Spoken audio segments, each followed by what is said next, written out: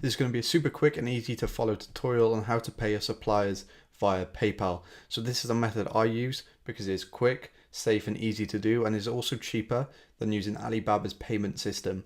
So I recently made an order with my supplier using Alibaba's payment system for the first time. I usually use PayPal, and I was charged 2.95% on my total transaction value amount, which was $1,860.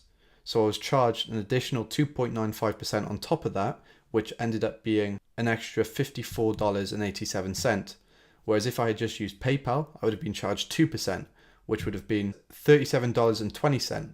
So it would have been cheaper, not by an awful lot, but everything adds up. And if you're making larger orders, you want to keep your fees to a minimum. So in this video, I'm going to show you exactly how you pay your suppliers using PayPal. So first things first, you just want to log into your PayPal like normal.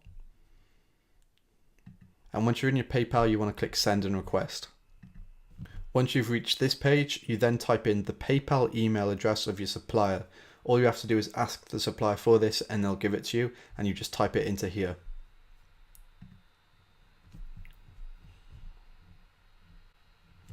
Once you've done that, you'll be taken to this page.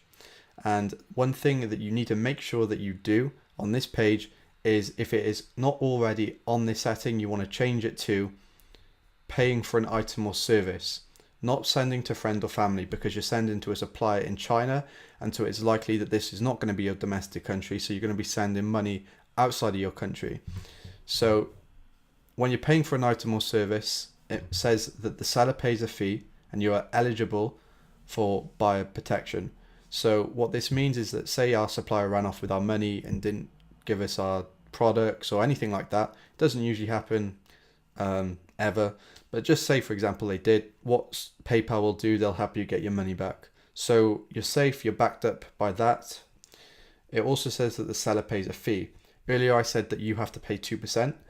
This is because that the seller, which is the supplier, they do pay a fee, but they pass it on to you. So essentially you're paying their fee. This isn't negotiable. All factories do this. They pass on the fee to you, which is 2%. So just accept that. It's not too much, and we'll go from there. So once you've made sure that you're paying for an item or service, then you simply type in the amount of dollars that you want to send to your supplier. So if you're from the UK or you're from a country that doesn't use dollars, then you may have been wondering, how do you convert to US dollars? PayPal does this automatically for you. Simply change to your currency and type in how many dollars you want to send to your supplier. Say for example $1. PayPal will automatically convert that into your local currency. So this is how much I would pay.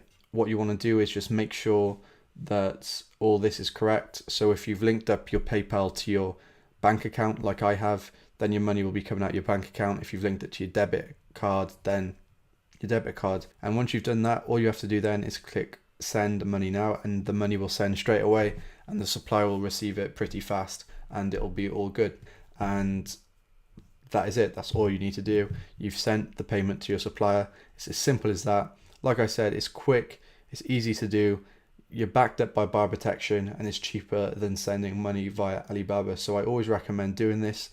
Most suppliers accept PayPal. There are those that don't, like the recent supplier I dealt with. That's why I had to pay through Alibaba, but most of them do. And yeah, this is how you do it. So if you have found any value through this video, please make sure to give the video a thumbs up and subscribe if you're new, and I'll see you in the next video.